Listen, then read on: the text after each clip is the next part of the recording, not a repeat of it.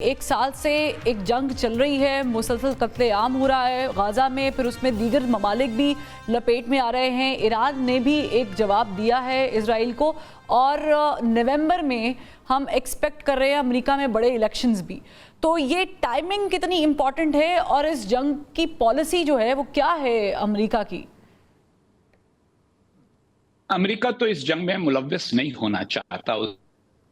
होगी कि किसी तरह से जंग टल जाए या और लेट हो जाए, मगर ऐसा हो नहीं पा रहा। वजीर आजम जो इसराइल के हैं नेतन्याहू, उनकी ख्वाहिश ये है कि डोनाल्ड ट्रंप दोबारा मुंतखब हों। वो चाहते हैं कि अगर जंग की फजा में शक़ वस्ता में रही, उसके कुछ असर पड़ा, इंतखाबात के नताइज पर असर हो जाए। देखिए, जंग जो होती है वो तो ज्यादा ताकतवर फरीक जीतता है, मगर जरूर के इख्तिताम पर जो हालात, अगर वही कामयाब हो जिसने जंग जीती है, तो इसराइल को भी ये सोचना होगा कि अगर हम लुबनान में चले जाते हैं तो हम दूसरों को फौजी तौर पर तो यकीनन लेंगे, लेकिन फिर इसके बाद क्या होगा? गजा में भी यही मुश्किल दरपेश है कि उन्होंने हमास को बड़ी हद तक खत्म तो कर दिया है, उसके बावजूद उन कि आइंदा गजा को चलाएंगे कैसे, वो इसको इसराइल में शामिल नहीं कर सकते और जो फलस्तीनी अथॉरिटी है उसके हवाले भी नहीं करना चाहते। तो ये वो मुश्किलात हैं जिन पर गौर करना चाहिए। जंग शुरू करना आसान होता है, अगर आपके पास ताकत ज्यादा हो तो आप जीत जाते हैं, लेकिन जंग के बाद भी तो कुछ मामला तय होने होते हैं। और फिर जंग में ज़ाहिर है कि सबका ही नुकसान होता है, लेकिन ये जो अभी कल हमने देखा ईरान ने जो किया, और फिर आज सुबह लेबनान ने भी 100 रॉकेट जो हैं वो दागे हैं, किसी तरीके से वो रिटेलिएट करने की कोशिश कर रहे हैं। चीन इस पूरी सिचुएशन में खुद को कैसे अलग रख सकता है, या रखना चाह भी रहा है या नहीं चाह रहा? जी देखें, रूस, चीन ये हथियार तो सप्लाई करने को तैयार है ईरान को, लेकिन क्या इनमें से कोई भी ईरान के लिए जंग करने को तैयार होगा? कतई नहीं। उनका अपने अपने मफाद की सोचता मफादात हैं, उनके इक़्तिसादी मफादात हैं। चीन के बहुत बड़ी तिजारती ताल्लुकात हैं उन अरब ममालिक के साथ जो ईरान को शक की निगाह से देखते हैं। तो ईरान को भी सोचना है कि क्या भड़कबाज हीरो बन के रहना है जो सिर्फ बड़ी बड़ी बातें करे और फिर 100-200 रॉकेट मार दे, जिनमें से 3-4 जाके किसी ठिकाने पे लगते हैं, बाकी इधर उधर गिर जाते हैं या हवा में मार दिए जाते हैं जो आयरन डोम है उसके साथ। तो ये एक तरफ की ही सिर्फ बात नहीं है, ये बात गौरतलब है हिकमत अमली है या नहीं।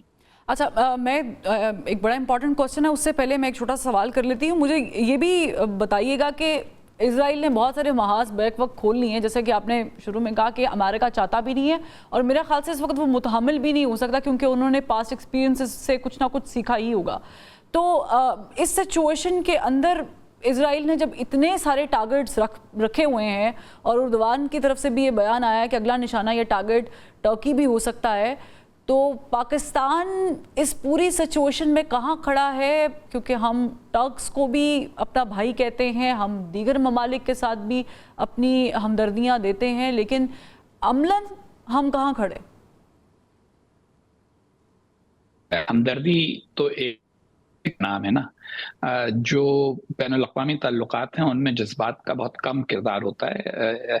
पहले भी माजी में ऐसी जंगें होती रही हैं, जब सद्दाम हुसैन के साथ अमेरिका की जंग हो रही थी, जज्बात जो थे उन जज्बात से सद्दाम हुसैन को भी कोई, पाकिस्तानियों को भी कोई फायदा नहीं हुआ। तो इस वक्त के जज्बात कुछ भी रहें, हकीकत यही है कि जो भी जंग हो रही है, जो भी कशमकश चल रही है, इसका जो नतीजा निकलेगा की वजह से निकलेगा जो इसमें शामिल हैं।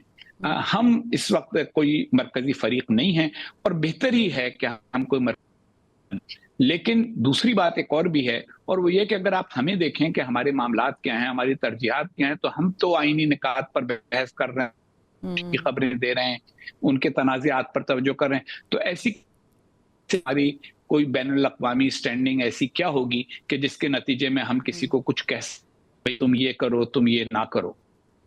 ठीक। लास्टली मुझे बताइएगा हुसैन हक्कानी साहब के इसे कंसीडर किया जा रहा है कि ज़ाहिर है कि ज़मीन का रोला तो है जिसे हम कहते हैं, या टू स्टेट थ्योरी की बहुत ज़्यादा बात की जा रही है, पाकिस्तान उसे वैसे भी एक्सेप्ट नहीं करता है, लेकिन इससे बढ़कर ये मुआशी जंग में कन्वर्ट हो चुका है सारा मामला।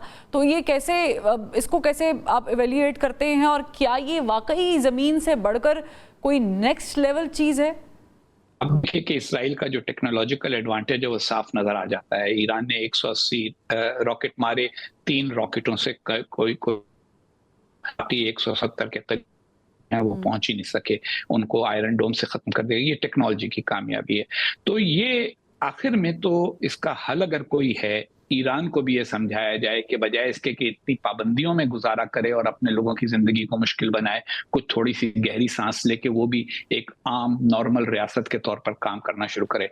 ये बहुत बड़ा एजेंडा है जो शायद अगले चंद दिनों में पूरा ना हो सके, लेकिन मुमकिन है कि अगले अमेरिकी सदर की टर्म में इस पर बातचीत शुरू हो जाए। और क्या हुसैन हक्कानी साहब, ये अपकमिंग जो इलेक्शंस हैं ये इफेक्ट भी हो सकते हैं पॉलिसीज से, क्योंकि 2 फरीकैन के बीच में जो डिबेट है उसमें ये बहुत ज़्यादा डिस्कशन हुई है about this war, ongoing war. गुफ्तगू तो हर जगह हो रही है, लेकिन तारा है कि जो आजकल के इंतखाबात हैं उनमें बैनुल-अक़वामी उमूर से ज़्यादा लोगों को अपनी इक़्तिसादी सिचुएशन से दिलचस्पी होती है, अंदरूनी मामला।